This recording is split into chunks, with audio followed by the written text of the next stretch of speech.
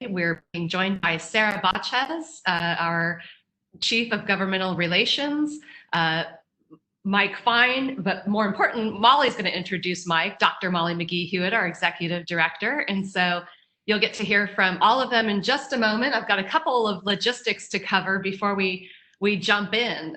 So first of all, thank you all for participating today. We've got the summer speaker series kind of lined up for the next few weeks. Want to just share with you what that's going to be looking like. We have special ed, AB5, going to get covered here in a couple weeks. We're going to be hearing more on FEMA. The HR and professional development needs as you reopen is going to be a topic. And then fielding use request, the Civic Center Act will also be in our lineup. So I do want to encourage you, if there's something that continues to be top of mind that you need resources and guidance on, please email me. Our contact information is at the end of the session. Email me and we'll get that coordinated for you if there's one of those topics that would just be super helpful for you. I also want to remind you that the Summer Speaker Series is a member benefit. And for those of you that may not have renewed your organizational subscription, we will be looking for those to be coming in by August 15th, as we then would make this a member-only benefit. So look for those renewals in your inbox if you haven't already, and we look forward to you continuing as an organizational subscriber. Today, just a couple of logistics. The PowerPoint is in the Q&A box. It's been posted there for you. We'll have plenty of time for Q&A at the end. You can post those questions both in the box, but also those, with the raise of a hand. And Sarah will facilitate that portion of the session with Mike. And with no further ado, we will turn it over to Molly for the introduction. Thanks, Molly. And I would echo Tasha's welcome to you all. It was interesting this morning when I looked at the numbers for this webinar. This is one of our largest, where we've had almost 1,000 people registered. And I know we're not quite there yet. We're about halfway online, but that's just a significant number. And what that tells us is this is a topic that has you staying up at night, a little bit worried about it or very concerned for your district. And that is really the goal of the summer series, is to find topical issues that are really important to you. So we are delighted to have Mike. You all know him. He's been with us before. He's the Chief Executive Officer of FCMAT, and he has been a CBO. He has been in your shoes. So he understands not only from his current position, but from what it's like to be in the seat in a school district and making the decisions and cuts and just all of the things that you have to do. I think one of the reasons that we've had such a great response on this topic is because I think the issue of federal dollars today, every single dollar we have is precious. We have to be realistic, prepared, and reasonable in how we use them. What's coming from the feds? We're getting different messages every day. I was on a call yesterday with ASBO International and a group from AASA. And at the time we were having the call, there was all sorts of things happening from the president as well as from Secretary DeVos. So these are subjects that are near and dear to everyone and are of concern to us. So thank you, Mike, for taking your time to be with us and for sharing this information. And I'll turn it over to you. Thanks, Mike. Great. Good morning, everybody. Thank you, Molly and Tasha and Sarah. This is obviously, as you all appreciate, is probably one of our more difficult areas in the budget for this year. It's difficult because of a couple technical issues, but it's also difficult as we work through the allowable uses. And so we're going to spend some time with all of that. We don't have answers to everything. We're waiting answers on a couple critical pieces that we'd hope we'd have for today, but we don't. However, timing on this topic is critical, which is why we're moving forward, because it has implications for your year-end closings. And that's really driven by the effective date in which you can spend the funds. They are retroactive into the March 20 time period. And so as you close 1920, you want to make sure that you are taking full advantage of that retroactive provisions in law.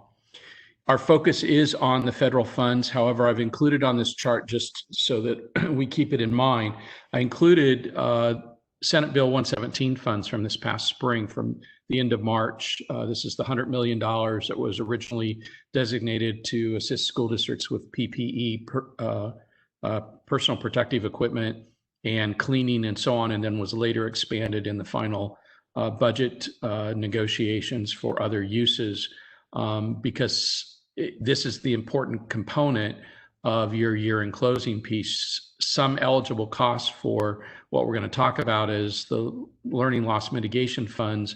You may want to shift between funding sources here as you do closing. So I put it out there. I'm not going to spend any time on Senate Bill 117 funding. There's a lot written about it. The CDE's web pages around it are very clear. I've also inserted the CARES Act, specifically the ESSER funds. All of what we're going to talk about really falls under the CARES Act, but specifically the ESSER funds. You know these as the the $1.5 billion funds that are allocated out on using Title I methodology. I also include them and have included a couple extra slides around that topic at the end as well, although it's not our focus. What is our focus is around Senate Bill 98, specifically Section 110. I suspect all the CBOs out there by now have the entire 300 plus pages of Senate Bill 98 fully memorized, every word. If you don't, you have till the end of the week to get that fully memorized in order to maintain your CASBO membership. No, I'm just kidding. Sorry, CASBO. And these are the provisions that the governor calls learning loss mitigation, Section 110. And we've created a new acronym, LLM, for that, just to shorten it down. It's made up of 3 categories of funds, 3 buckets of funds, and each of them I regularly refer to as A, B, and C, and that corresponds with the subsections within Section 110. So that's small a, small b, small c, for those of you familiar with the bill, that breaks these out. And we're going to go into each of these a little deeper. So Sarah, we can just move on as we do that here. That first bucket of funds, I'm calling the special ed or subsection A funds. These are made up of 2 different funding sources, $335 million of federal trust funds. We also know those as GEAR funds, or the Governor's Emergency Education Relief Funds. We've used both terms. Senate Bill 98 uses federal trust funds, but we know in general conversation that these are the governor's $355 million of funds that he had under the CARES Act allocated out. It also includes another 1.1 billion, I'm sorry, in coronavirus relief funds. And because it has 2 different funding sources, while we've discussed this to date as one rate, one methodology, when it comes to you, it will actually come to you in 2 different rates. One rate representing the GEAR funds, which represents about 24% of the funding, and another rate which represents the corona relief, the CRF, Coronavirus Relief Fund, which is about 76% of the funding. They will also be in 2 different SACS resource codes. And the reason for this, different SACS resource codes, they come from different funding sources. While they're both federal, but also they have different effective dates. For the GEAR portion of this, you have until September 30th of 2021 to spend the funds. But for the CRF portion of it, the biggest portion of it, you right now under current law, you have only till December 30th of 2020. So just less than 6 months away. And while I'll probably say this several times, I don't know what's magic about December 30th. I do know what's magic about December of 2020, but December 30th is going to bug me until somebody in Washington can explain to me why they don't count the 31st day of December. It's been that way for a few decades. So we've had 31 days in December. But this is an important consideration for those of you on the payroll side of the house and in the county offices. You want to ensure that your December payrolls are posted to school district books by December 30th. That shouldn't be a struggle for most of you because most of you, the funds leave your individual district funds and go to a countywide payroll clearing account ahead of payday.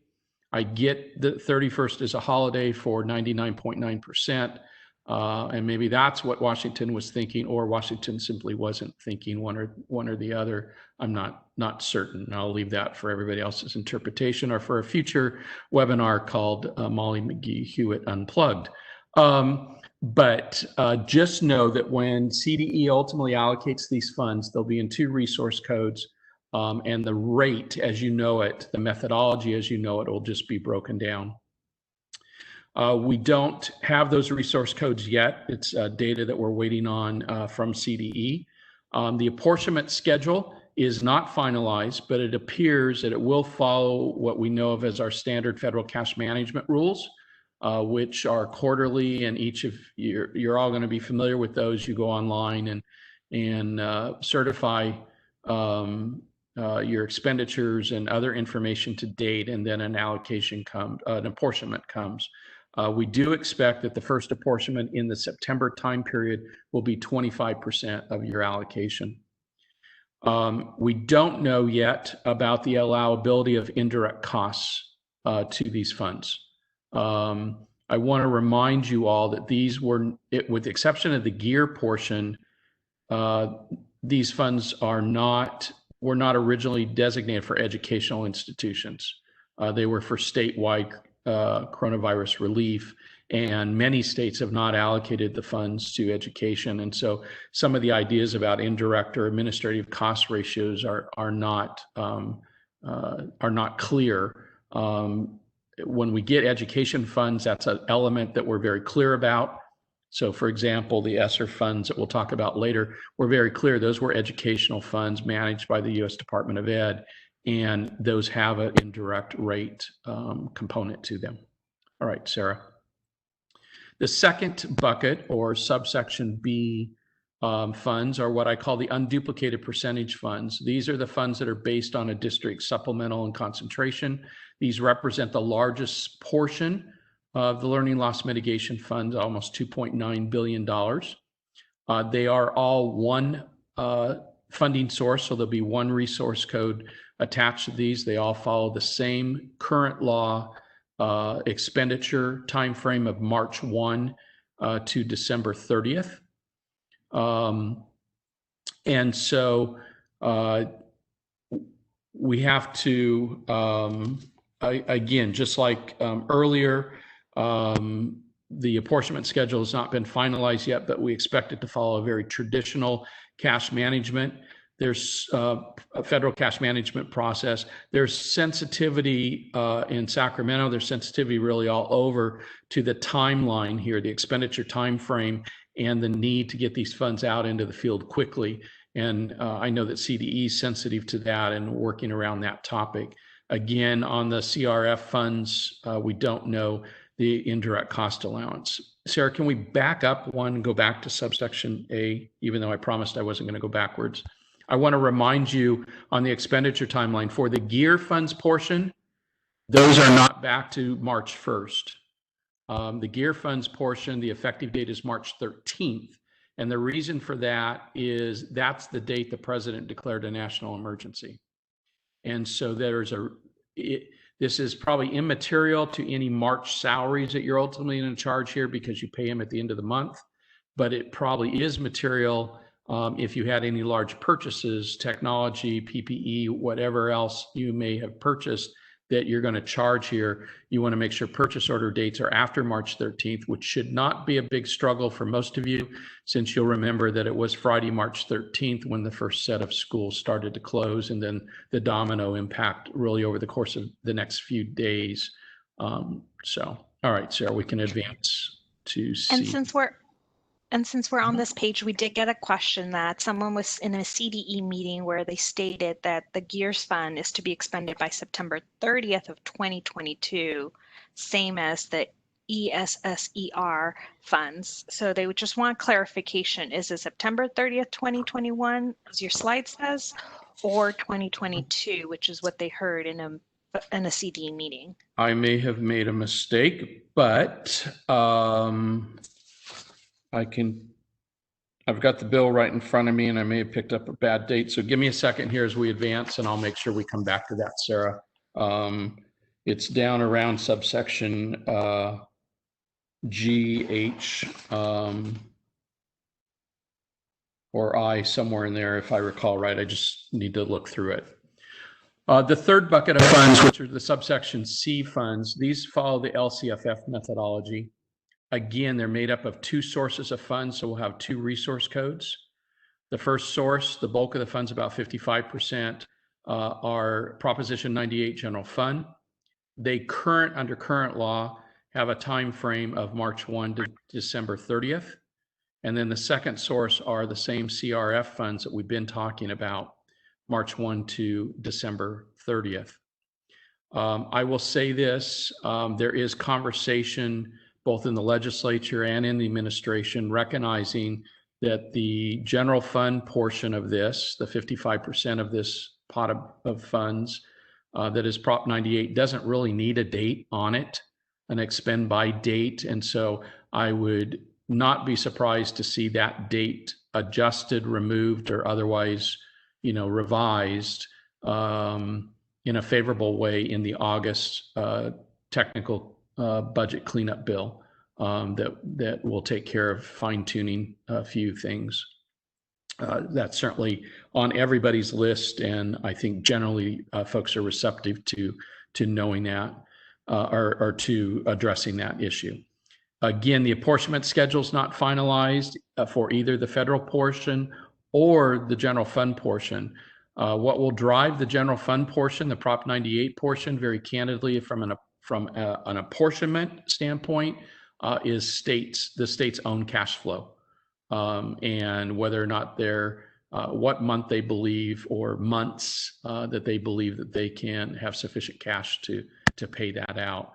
Again, there's a lot of sensitivity to the issue of cash flow, and so they will do that in as expeditious way as possible. Again, we don't know about indirect cost allowance on just general fund Prop 98. Generally, we wouldn't charge an indirect rate to that. However, if these are treated as other state funds, i.e. like a categorical program used to be, maybe an indirect rate will be applicable. We will have to see as the next few weeks march on to that. All right, Sarah.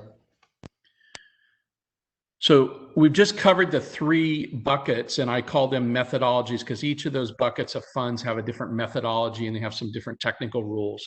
Subsection D of Section 110 now deals with allowable uses. So we have, as we've just outlined, almost $5 billion in federal funding and over $500 million in Prop 98 General Fund for activities that directly support student academic achievement and mitigate the learning loss. And those are exact words as referenced there in Senate Bill 98. There are four general categories of expenditures for the purpose of the funds. We've paraphrased them here. You should go right to the bill and read every word. While I think we've paraphrased them correctly, there are details in the actual language that are important to you. So I'm not going to spend a lot of time on the left side of the chart. I do want to spend, though, a good piece of time on the right side of the chart and just explore these ideas with you. And you just have to put your thinking caps on. And then once we're done exploring some of the ideas, I'll give you my thoughts on maybe the prioritization of how you spend these funds, which actually is truly the next slide. But the first thing I would say, consistent with the idea of extending the school year or beginning the school year early, but the bottom line of offering more instructional time, especially dealing with learning loss issues, is summer school. For any of you that offered a summer program, 1 week, 20 days, whatever it was, whether it was in June, whether it's going on right now in July, whether it's going to happen the week before school opens, whatever the environment, I would say any summer school program is eligible for these funds. Remember, it goes all the way back to March 1st or March 13th, depending on which bucket of funds that we're talking about, the source of the funds that we're talking about. So any expanded learning opportunities, I think, are applicable. Natural question I think that would come up is, what about covering special ed extended year? That's a required element to your special ed instructional program, and I don't see that really as supplemental and over and above. But you know what? I think that's a local decision that you have to discuss locally. But I wouldn't lean towards covering extended school year for special ed, but any other of your extended programs I think are fine. I want you to think about this idea about incremental costs to provide our core-based services, but under physical distancing guidelines, such as lower classes, more bus routes and trips. So we're going to open school in one format or the other at some point, right? Here in the coming 60 days. If we're going to follow physical distancing, which I think is almost impossible for most school districts to do in a classroom, you'd be talking about 20 kids down to 8 to 12 or 36 kids down to 8 to 12 per classroom if you have a typical 960 square foot classroom. And so as you expand the space to use an unused, what would otherwise be an unused classroom, as you hire an additional teacher to divide a group of kids in half, those kinds of costs are core program costs. However, the incremental costs to properly serve your kids in this new environment, I think, are potentially eligible here. Those are the ideas about breaking down hurdles. We do know this, that the majority of our kids learn best in in-person programs. We know that, it's a fact. It is also state policy that that's how we're delivering instruction, is in person. And we have some exceptions to that, long-standing exceptions, and we have some new exceptions to provide flexibility to school districts and to parents during this period of time. But one thing that will help kids and parents and teachers feel more comfortable about going back in an in-person environment, obviously, is if we can abide by physical distancing and so on. And so anything that breaks those hurdles down, I think generally are things that we can look at. 84 passenger buses probably shouldn't have 84 kids on them this fall.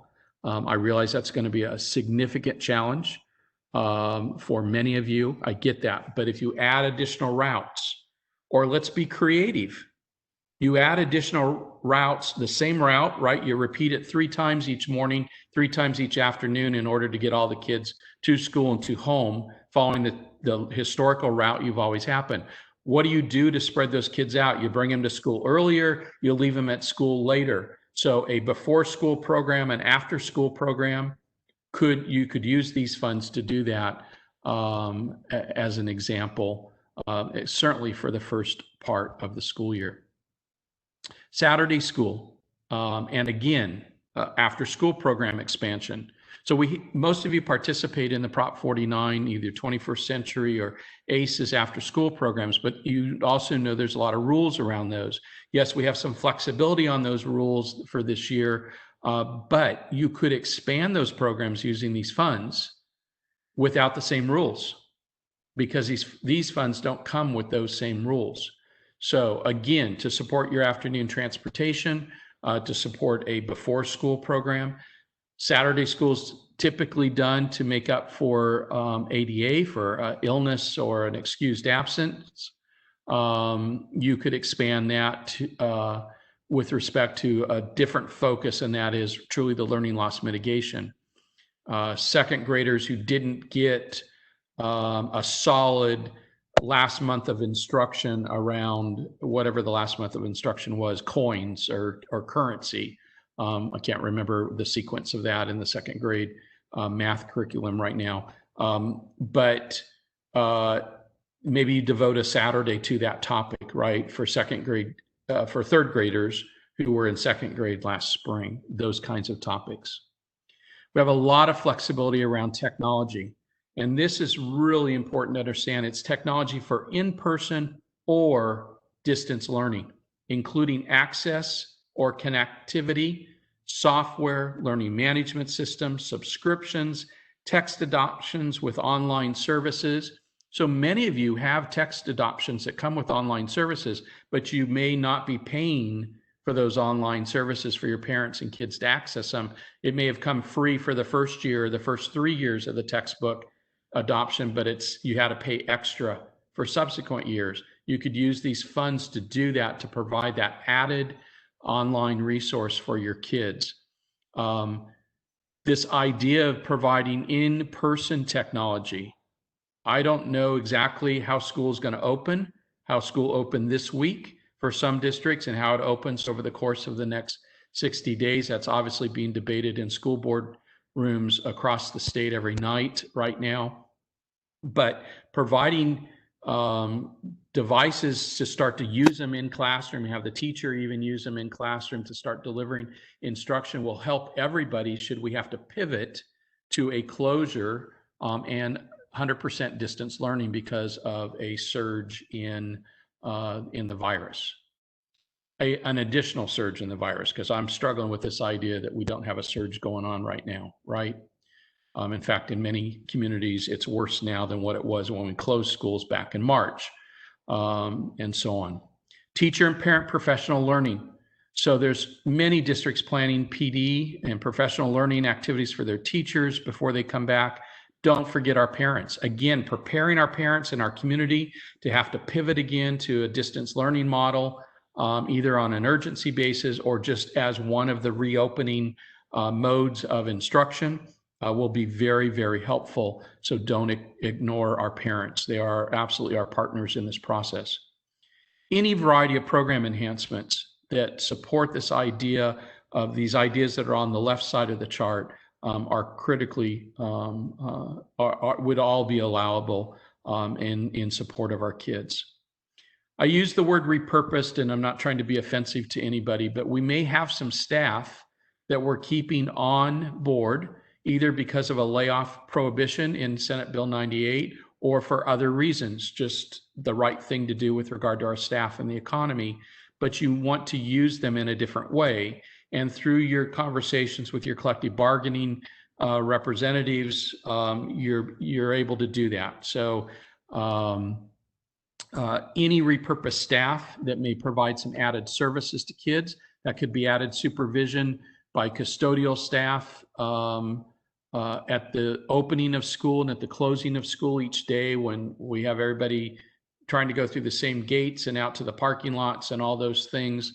Having what typically is a custodian that we've kept on because they couldn't be laid off and we had extra or whatever the case may be. Delivery of meals, using bus drivers who have a protection under SB 98 to help deliver meals out to a local park or what have you. All of those types of repurpose of our partners, of our employees in this case, I think are okay. My last item may stir some conversation, and I think it's worth that, which is why I've put it on here as a bullet. And that's the idea of backfilling reductions to supplemental and concentration funds. So some of you would say that you didn't receive a reduction in supplemental and concentration funds, but some of you would describe an unfunded COLA as a reduction. In Section 34, which Sarah has completely memorized and dreams about every night, in Section 34 of Senate Bill 98 is the very last subsection of that, 43509, I believe is the ed code that was added there, deals with this topic that if you use federal funds to backfill any cuts in your LCFF, you must include them in the proportionality calculations. That sets the stage for at least a conversation, if nothing more, about the idea of using these funds to backfill an unfunded COLA. And why do I say supplemental and concentration instead of LCFF is because I think it plays better that we're backfilling the COLA on supplemental and concentration, then we're backfilling the COLA on the base grant. But I'll leave that to your local discretions and thought process. The reason I focus on supplemental and concentration is because by their very definition, they're extra programs over and above our base core program, right? They're unrestricted from an accounting sense.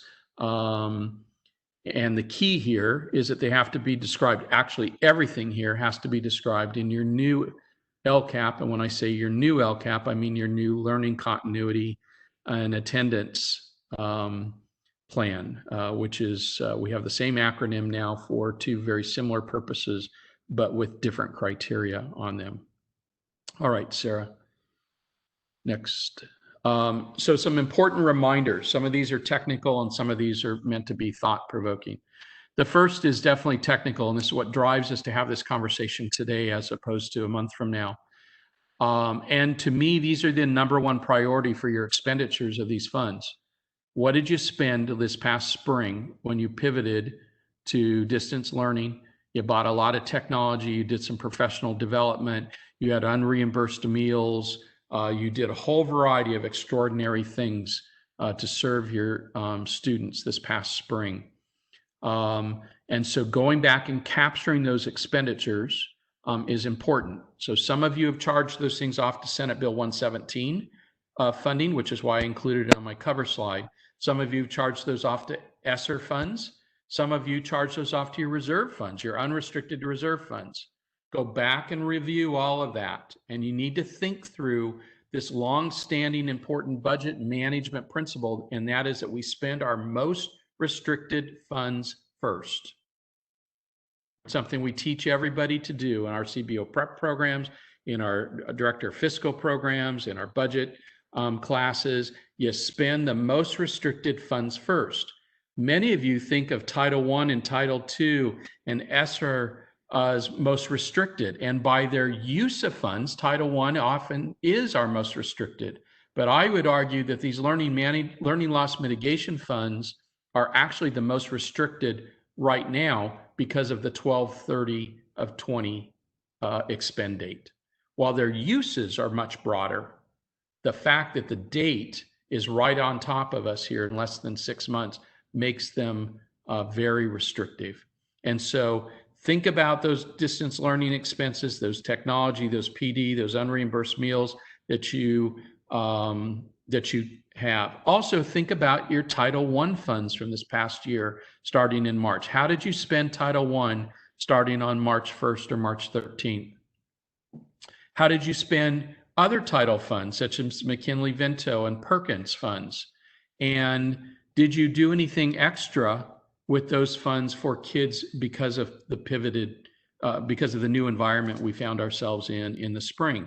Remember that we have waivers in place now for carryover of those funds that allow both federal fiscal year 18 and federal fiscal year 19 funds to be their expend dates extended with the waiver on the percentage of carryover and the date of carryover or expend by, obligated by dates have been extended out. So you might think about even items that you've charged to Title I, to McKinley-Vento, Perkins, about restating those and charging them to these learning loss mitigation funds.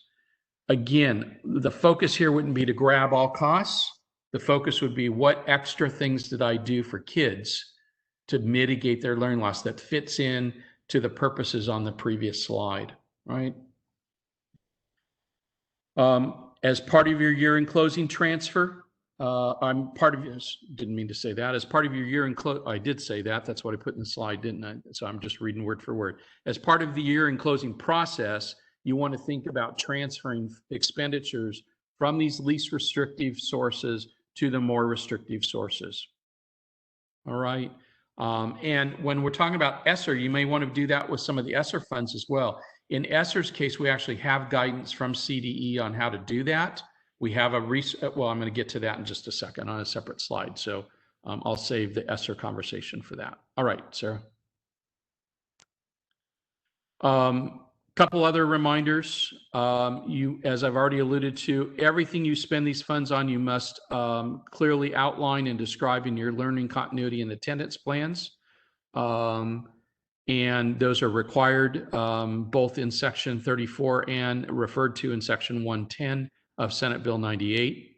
For funds in the first two categories, funds in Sub A and Sub B, you may expend those prior to the adoption of your LCAP plans, your new LCAP plans. The code is silent on C, which is a little strange, and we'll probably need some clarity around that. But for right now, we do know that the bulk of these funds, because subsection C funds are the smallest of the three, for the bulk of these funds, you can spend them, you have authority to spend them before your plan's adopted, but you must include in the plan a description of those expenditures. And then pay attention, there are various report dates, due dates on these funds, including one that is August 31st of 2020. So right around the corner, 6 weeks away. I don't have background on why there's one on August 30 of 2020. It seems a little strange. However, if you do what I'm recommending, which is you capture a lot of your 1920 expenses against these funds, then the August 31, 2020 date actually starts to make some sense. Okay. All right, Sarah. I want to switch gears with the few minutes I have left before Q&A to the ESRA. It was one of those buckets of funds I put on that cover slide. We know a lot more about ESRA because these are education funds. So the U.S. Department of Ed's provided fairly clear guidance on this. You can see how those funds are allocated here, $1.5 billion out to school districts. That's the piece you're all familiar with and accounting for. And then CDE gets $45 billion for some specific grant programs. And then there's $112 billion to use for eligible child nutrition programs. There are some caveats around the 112. For example, if there's additional child nutrition funds that come in, this 112 can be reallocated to IDEA type programs, to special ed programs as well. All right, Sarah. Couple technical issues, a bit more on ESRA here. Number one, there is an application required and a set of assurances that you have to sign off with CDE. So pay attention to their webpage, and those webpage resources are on the last slide. CDE has already assigned a resource code, 3210, for the tracking and reporting, including 1920. So that resource code is open for 1920, not just 2021. They have already provided guidance through ESCO, and that'll get out to the field here, I'm sure, very shortly. That with respect to 1920, you will that'll just have a negative resource balance in it. So all you technical gurus out there, you're going to end up with some technical errors in your SACS software that you will have to work through and in most cases ignore, because you're going to end up with a negative resource balance because it's not being cleared by a receivable. It won't be cleared until you get to 2021 with acknowledging the revenue. The expenditure time frame is March 13th through September 30th of 2022. So Sarah, that may be the answer to the question. My other slide's got an error on it, right? I got one of them right. So pick which date you want. How's that? And Sarah will be responsible if you're in trouble.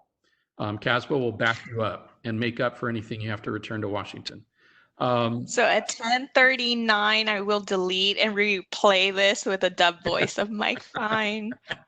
Thank you. All right, I'll stick to my script. I'm sorry. Think about this as maximizing, again, your 1920 ending fund balance, just like we talked about with the learning loss mitigation. The same principles apply when it comes to ESRA with respect to did you charge your reserves? Did you charge other unrestricted resources? Did you charge your SB 117 for funds that could otherwise be charged here to ESRA?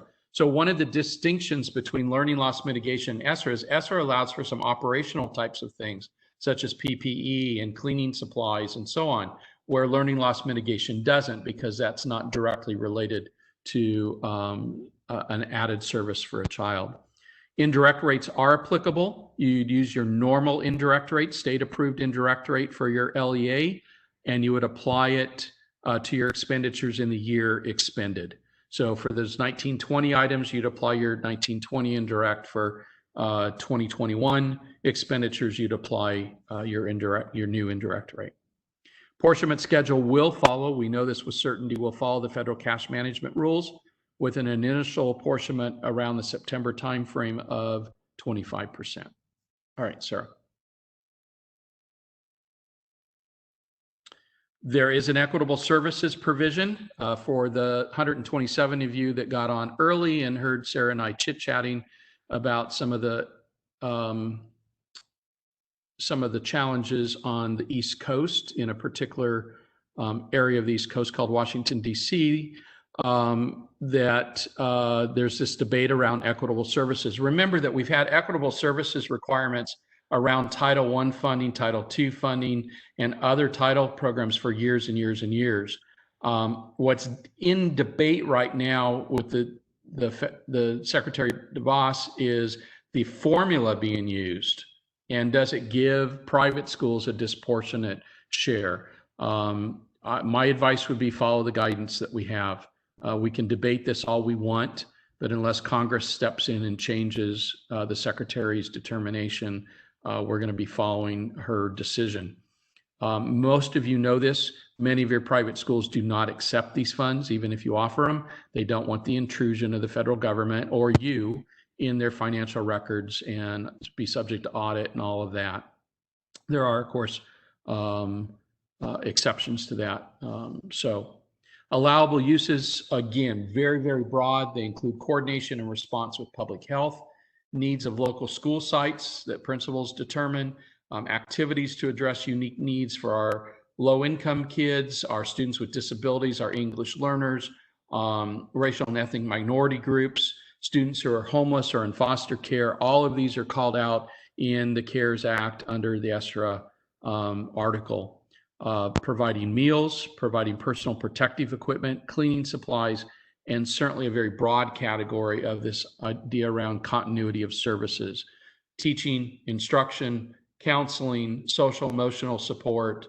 We've already talked about meals, but feeding, childcare, all types of services that our kids depend on each day.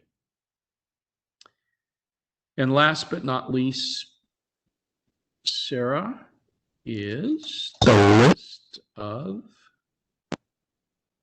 somewhere. There we go. List of resources. Many of these are the same lists that you see on each of CASBO's webinars, but for the first two items, I specifically added, these are great. CDE has a lot of information on its webpage. These are links to both the federal funding flexibility about the carryover provisions and the dates, and also CARES Act, ESSER funding. There's not a lot written on learning loss mitigation or GEAR funds because those are brand new. There will be stuff out there eventually, but on the two where we have quite a bit of maturity already in the thinking, and we've had time to develop Q&As and all those are out there at those links. Don't just look at those links. Off to the right margin are links to other pages on CDE's webpage that will help fill in gaps, and links to a number of federal U.S. Department of Ed and congressional web pages as well. And with that, Sarah, I've probably said too much. And you answered a few questions, so I've been crossing those out, but I'll begin with if there are any supplanting prohibitions on the use of these funds. There are no supplanting provisions in existing law. However, when you look at the purpose that SB 98 lays out on the learning loss mitigation, so those aren't, I wouldn't call those supplanting. Those are state policy declarations around what the state expects you to spend the funds on, and as opposed to the more traditional federal supplanting regs. We don't have federal supplanting prohibitions here, but we do have very clear intent by the administration and the legislature on what learning loss mitigation includes, and it includes that two-sided chart where we have the paraphrased 4 sections, and then I gave you examples right there, the subsection D provisions. These are very broad in nature, but they do focus on the idea of added services, filling gaps, breaking down hurdles for kids to get back into school and learning on a more normal basis, those kinds of thoughts. The technology provisions, though, are very, very broad. And that's an area that I know everybody has struggled with as we pivoted in the spring and as we prepare for the unknown here in the fall. And so a question came in of any thoughts on the allowable use to purchase additional buses with LLM funds in order to meet the distancing requirements? And would that pass the audit? So I'm not struggling with the idea of safer transportation as breaking down a hurdle. I'm not, so, you know, here's where my struggle is on answering that question. So I'm not going to have a clear answer for you. My struggle is the useful life of a bus is greater than 1 year. These are about learning loss mitigations in the current situation. They're not about the future, right? Beyond this year. In fact, beyond 12/30. And so the useful life of a bus is, 15 to 20 years. I think leasing a bus, if you contract out, adding a driver for an additional route so you can have a safer, all of those kinds of things, I think are much more acceptable things to think about than the actual procurement of a bus. If you're going to buy the bus and pay for it over time through a purchase agreement or lease with the manufacturer or some other funding source, and you pay for the first year with these funds, that may be more reasonable. And then you have to have some funding source set up for the subsequent years. You're going to have to do that anyway, simply because of the date. But outright buying a bus using these funds as 100%, I would argue that that's probably not appropriate. A proportionate share, I think you can make a case for. Can LLM be used to provide above and beyond the minimum instructional minutes to mitigate learning loss? Absolutely. So category number 1 there on purpose of learning, category number 2 on purpose of learning is about extending the instructional school year or the instructional day or the instructional week. So that's where Saturday school comes into play. That's where a longer day comes into play for, say, you could even do it for the first month of school. You're going to do a longer day. Now, the debate over reopening isn't longer time in the classroom, right? It's about shorter time in the classroom until we really understand what safeguards need to be in place and all that, and the safety of our kids and staff, teachers, and other support staff in the school setting. So that goes a little contrary to that. But for example, a regular school day, let's just say you're opening in person on a regular program, but you're going to offer an extra hour of online resources in the evening. That extra hour of teaching and the prep for that and the provision of that, it would definitely qualify. But yes, in answer to the question, a longer day would clearly meet the criteria. Would using these funds for PPE be considered cost to provide core-based services? So because PPE it's a hot topic, and because it wasn't specifically called out here, I think that says more than the fact that it's not prohibited, the fact that it wasn't included. So I want to remind you that ESRA does include PPE, and SB 117 was very specifically for PPE and cleaning. So I would focus on purchase of PPE and cleaning supplies as going to those 2 buckets of funds and not to the learning loss mitigation. It's clearly a hot topic, and there's nobody in Sacramento that doesn't know that. So I think if it was their intent that these funds be used that way, they would have included it here as far as a very specific example. Due to the hold harmless in the budget for ADA, we will not be able to recognize ADA growth in our district. How about backfilling the loss of revenues that we would have generated otherwise? So I love that thinking. That's consistent with my comment about treating an unfunded COLA as a cut as well. I think treating unfunded ADA as a cut, but I will leave my comments at that. That's a unresolved issue. We know that from the governor's signing message. The legislature and the administration are working through that. And so I think we should wait and see if there's a change on that topic before we address it. And I can tell you that we've had a conversation about these funds applicable for that purpose. And so we'll see where that, we just need to give that some time. And that conversation could start as early as next week, right, with the planned return of the legislature. However, we already know the Assembly now has delayed their return due to a COVID-19 breakout in the Assembly. And I understand that some scheduled Senate hearings have been now delayed as well, although the Senate hasn't said they're not coming back. I do think when everything's said and done, this will be a fairly quick summer session focused on budget cleanup items and some COVID-19 related items. So. This district has just done a textbook adoption and added the online components resource. Can they use these funds for the online portion? Yes, assuming that purchase was after March 1st or March 13th, depending on which funds you're using, absolutely.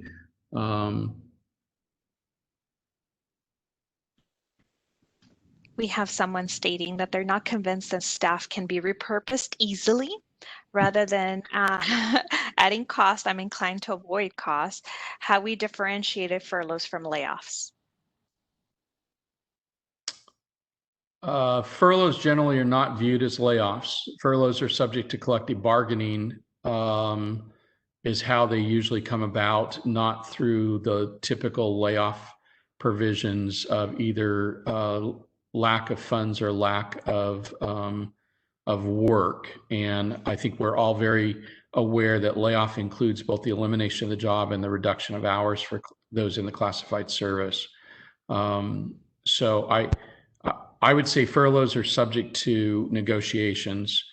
Furloughs of certificated employees obviously have an impact on the instruction, could have an impact on the instructional year, and we do not have flexibility right now in the instructional year.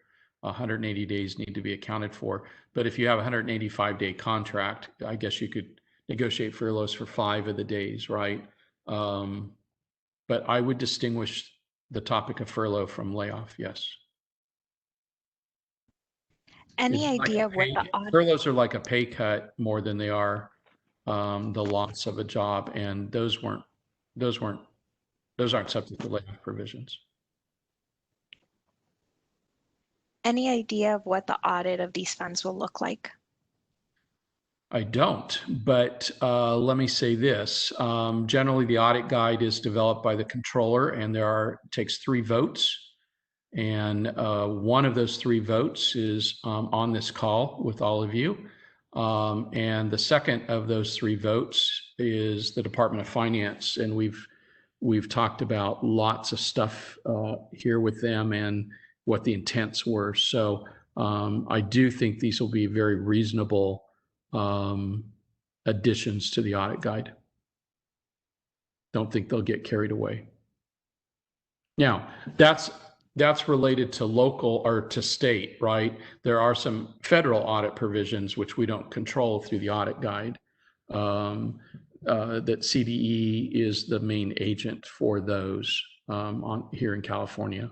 I'm not expecting a big hassle here, right? Everybody understands why we're doing this. Everybody understands we're in very unique circumstances. There's not an attitude, I think I've said this on a previous webinar, even with you guys, there's not a single attitude in Sacramento about gotcha and wanting to get anybody or take anything away from schools. It's about working within the constraints they have, both economic and political, and long-held policy beliefs. What can we do to help you? Within those boxes and those constraints, what can we do to help? There's not an attitude about gotcha. We see that played out very clearly in the Section 34 items that we're not talking about today, but in the whole area of, what triggers distance learning, what the school day looks like, hybrid, all those. Those are about providing flexibility more than they are about trying to play gotcha.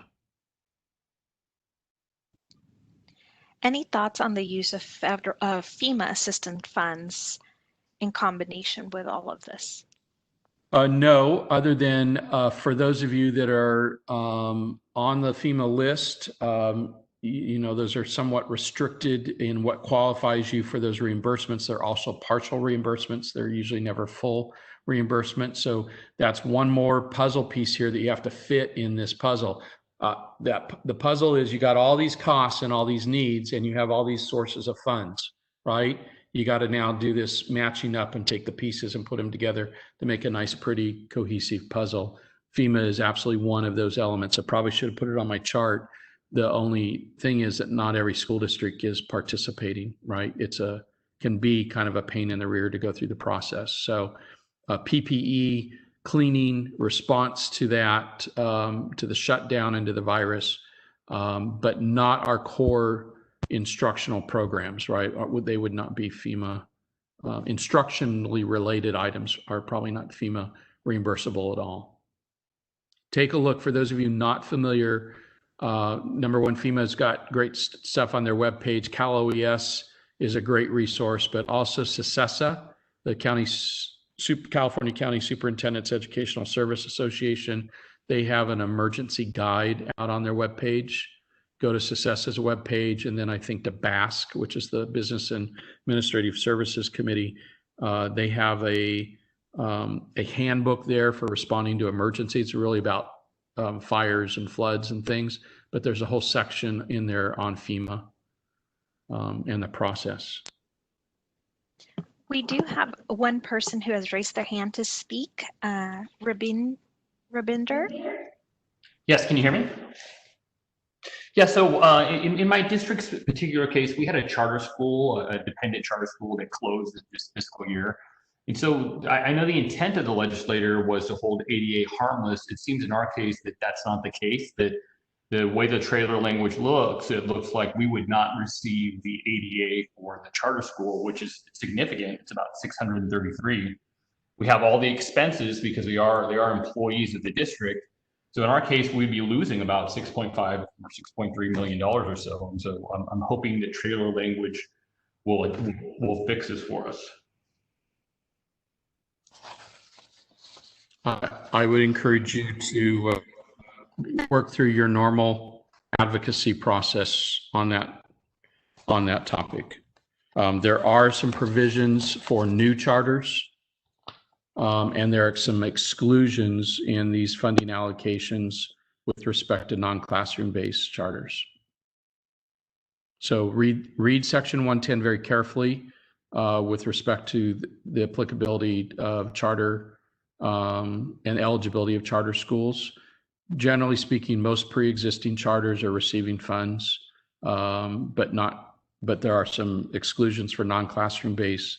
And then there are some special rules on new charters that across the board in a variety of funding arenas that you need to pay close attention to.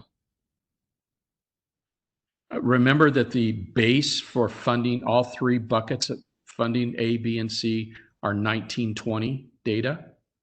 So special ed counts for bucket A, that special ed allocation is based on fall 1, 1920. Bucket 2 is 1920 supplemental and concentration, and bucket 3 or subsection C is the 1920 LCFF. And before we wrap up, there is one question that keeps coming through is since the districts are unable to do layoffs of certain staff, can we use LLM FCM funds to continue those positions, to hire new positions in order to lower class sizes? Is that as well as additional custodial staff and campus monitors to support instructional services? So I would say I should have been writing all those down, that laundry list. So let's start with the easy one because that's the one I remember, the very last one. Additional staff to provide services to kids, generally speaking, yes. If I think monitors about greeting, taking their temperature, social emotional support each day is probably one of those items in that fourth category in subsection D that you could probably fit in, be thoughtful, careful about the service they provide. My general answer here about additional staff is if they're providing additional services to kids, absolutely. My general answer about staff that you have that you say, I couldn't lay them off and I don't have anything for them to do. I don't want them sitting at home being paid. Those are things you're going to have to negotiate. If they're classified service, you've got classifications you need to be sensitive to. Sit down and negotiate those. Simply using that staff, that was my whole point about the repurposing of the staff, right? Tie them to a service to a child that is breaking down a hurdle or helping with respect to the learning loss mitigation. And I think there's some really creative ways that we can do that and make those costs, at least for this first 6 months here of the school year, eligible. But not just to bring back, you know, I don't need 10 of my food service folks. And so I'm going to use these funds to pay them to do nothing. No, that's not the purpose here. The purpose here is to serve kids. Well, with that, thank you so much for your time, Mike Fine. If there's any additional questions, please feel free to email me directly. We will go through all of these questions and get back to you as soon as possible. Thank you so much for participating. This will be recorded. Thank you. Thank you, Mike. Wonderful day. Good to see you, Molly.